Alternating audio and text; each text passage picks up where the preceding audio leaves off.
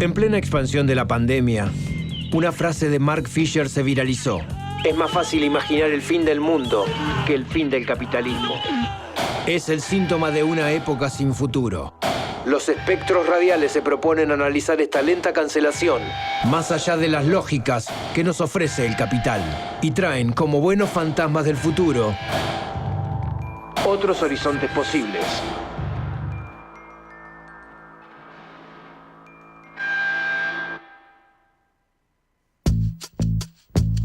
Bueno, quienes nos acompañan cotidianamente ya se han acostumbrado. Los viernes a esta hora nos visitan los fantasmas del futuro. Me quedo pensando siempre en la presentación porque hay varias cosas importantes ahí. La pandemia que dio pie aparentemente a el conocimiento más detallado de Mark Fisher y el horizonte de futuro, que eso es lo que más me interesa. Hoy está con nosotros una fantasma, Micaela Palacio, socióloga, también integrante del grupo. ¿Cómo te va? Buenas tardes, muchas gracias por la presentación. Es muy interesante todo lo que traes. Efectivamente, la pandemia nos ha unido en esta lectura, en esta búsqueda un poco de debates y también de pensar horizontes futuros. Uh-huh. Es en esa línea que un poco la idea de hoy es retomar lo que vienen charlando semana a semana en la columna, esta discusión sobre lo que Mark Fisher llama como cancelación del futuro en el marco del realismo capitalista. Y bueno, si venimos sosteniendo que el capitalismo ha ocupado sin fisuras el horizonte de lo que se puede concebir y hay una especie de crisis en las expectativas de cambio, mi pregunta hoy está relacionada con dónde podemos encontrar esas fisuras a esta cancelación de futuro. Y con relación a esta pregunta, otra, que es dónde han estado planteadas las posibilidades, al menos imaginativas, de otro mundo posible en los últimos años o en las últimas décadas. Creo que la respuesta, o una de las respuestas a esto, puede ser encontrada en los feminismos. El feminismo como una puerta de entrada para un mundo diferente. Para pensar la posibilidad de nuevos futuros. Digo, si en un mundo, estamos en un mundo regido por el realismo capitalista. Perdón que te interrumpa, que atacó bastante a las mujeres, ¿no? Y las ataca permanentemente. Un capitalismo que está completamente atado al patriarcado, ¿no? En el que imaginar futuros, como decimos, y horizontes, si no es imposible de mínima, es muy dificultoso. Los movimientos feministas se presentaron como una alternativa de construcción que encima ha planteado en sus bases el deseo nada más y nada menos que de cambiarlo todo. Uh-huh. De romper, de prender fuego, de tirar abajo el patriarcado y, como vos decías bien recién, el patriarcado que es imposible de separar del capitalismo.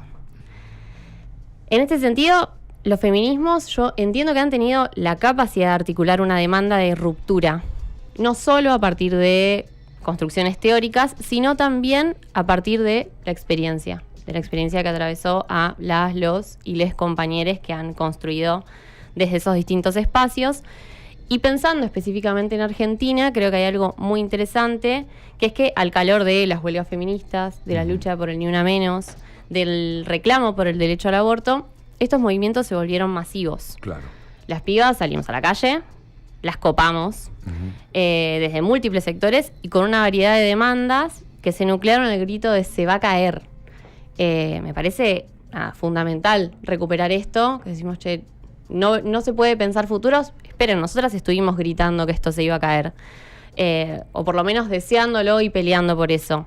Y lo más interesante es que no solo se ha pensado todo lo que tenía que ser destruido, sino que también han funcionado espacios donde se intentó darle forma, o pensar, por lo menos, delinear de alguna manera alguna especie de futuro postpatriarcal, podríamos decir, o postcapitalista sería en términos más fisherianos. Han tenido los feminismos la potencia de construir. Sí. O al menos esto, de delinear y de pensar las posibilidades en los que la experiencia además y el disfrute colectivo estuvieron incluidos. Claro. La pregunta acá, entonces en este punto es, ¿qué pasó? Eso estaba pensando, ¿no? Porque, bueno, fue evidente y fue muy fuerte todo el movimiento feminista en las calles, la obtención de la ley de aborto quizás fue el punto cúlmine. No llegaron a derribar al patriarcado por completo, pero al menos lo tumbaron un poco. Pero ahora se vuelve a poner todo en discusión, ¿no? ¿Qué pasó? Es ¿Qué la pasó? gran pregunta. ¿Le faltó más fuerza? Quizás hubo que intelectualizar menos. Yo creo que hay algunos puntos ahí a tener en cuenta. Obviamente, la contracara del movimiento, o esa ola verde, esa marea verde, como se ha sabido llamar, fue la clásica reacción que se podría esperar desde el conservadurismo y la ultraderecha. Uh-huh. En ese sentido, bueno, sabemos que en los últimos años ha avanzado fuertemente una serie de ataques a lo que la misma derecha nombra como ideología de género. Uh-huh. Que fue avivado por las redes sociales, los medios de comunicación, bancado e impulsado por organizaciones religiosas, principalmente católicas y evangélicas. Y a esto traemos a una pensadora de los feminismos, Judith Butler, llama movimiento de ideología antigénero. Dice, bueno, este movimiento que avanzó es nacionalista, transfóbico, misógino, homofóbico, y avanza con el objetivo principal de revertir cualquier tipo de legislación progresista conseguida por los movimientos feministas y la comunidad LGBTIQ+. Un ejemplo lo tuvimos el fin de semana en España, ¿no? Con no solo Milei en ese encuentro de ultraderecha, sino también el ministro de Culto de Argentina en ese mismo encuentro. Completamente. En este punto me parece que hay que pensar la situación actual como un doble movimiento, es lo que propongo, ¿no? Digo, bueno, sí, efectivamente, los discursos de ultraderecha ganaron terreno a nivel global, claro, está en nuestro país, como bien decías. Sin embargo, creo que no solo esta situación de, bueno, qué pasó, dónde estamos paradas, no solo tuvo que ver con la reacción de las derechas, sino creo que también es importante que sumemos un elemento que es una especie de repliegue de los movimientos feministas, que la verdad es que estábamos un poco cansadas, con ganas de festejar y descansar en los triunfos que habíamos logrado, específicamente con la ley del aborto, y quizás dejamos de ocupar las calles, de avanzar en debates que impulsen una sociedad distinta, una transformación. Creo que ese punto efectivamente fue después de la ley de interrupción voluntaria del embarazo y de la creación de los ministerios, tanto a nivel nacional como provincial, que llevaron a ciertos sectores de los feminismos a una especie de institucionalización. Uh-huh. Efectivamente, no podemos negar que esta parte es muy importante, ya que implica un Estado que esté pensando políticas con perspectiva de género y en términos concretos que estas políticas públicas lleguen a transformar en cierto sentido la vida de las mujeres y disidencias.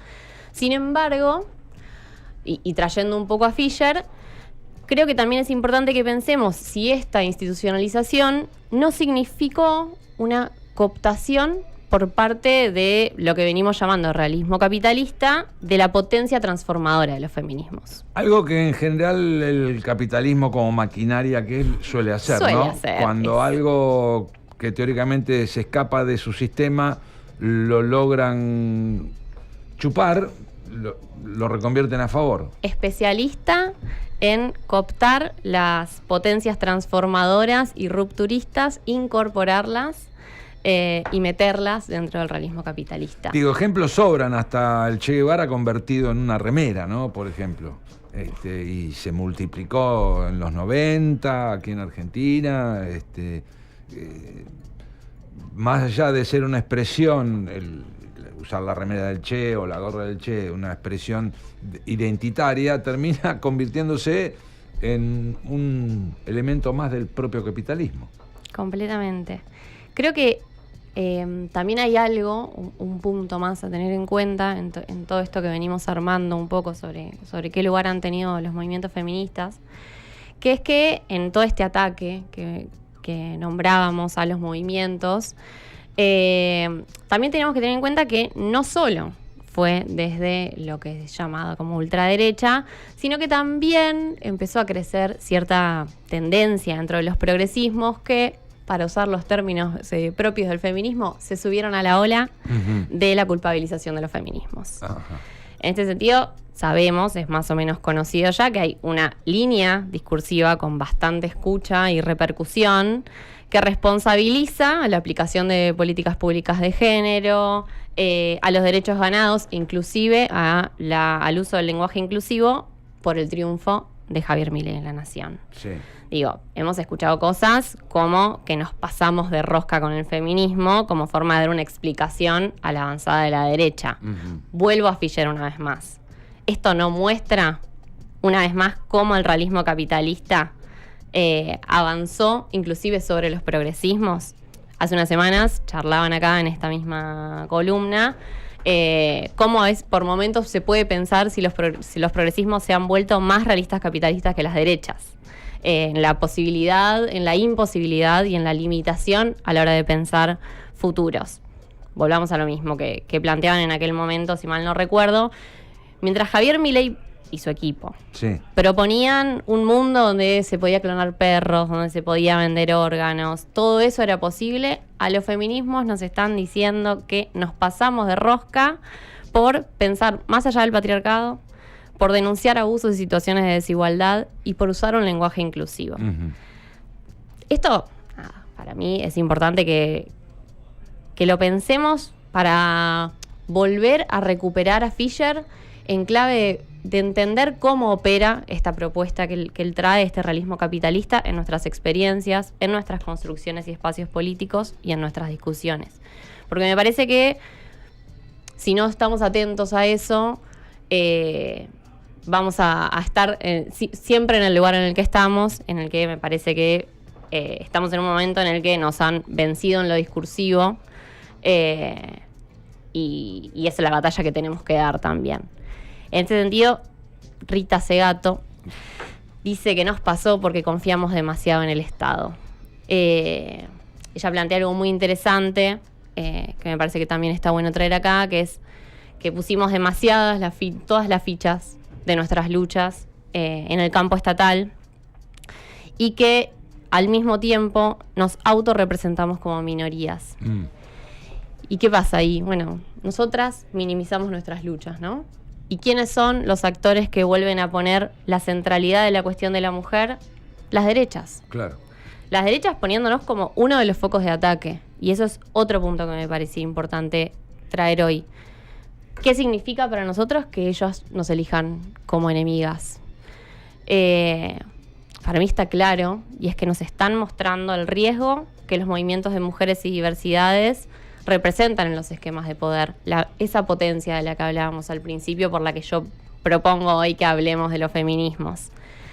La reacción de los grandes espacios políticos contra los feminismos se explica por los riesgos, para mí, que estos movimientos tienen para una forma de organización social como el capitalismo, que es una forma de organización que no es solo simbólica, sino que también es económica. Por supuesto.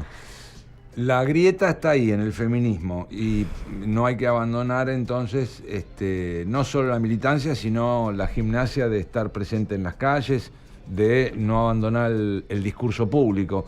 Digo porque me parece que incluso, reduciéndolo al campo de las mujeres, el feminismo también tiene que seguir trabajando mucho en las propias mujeres. Completamente.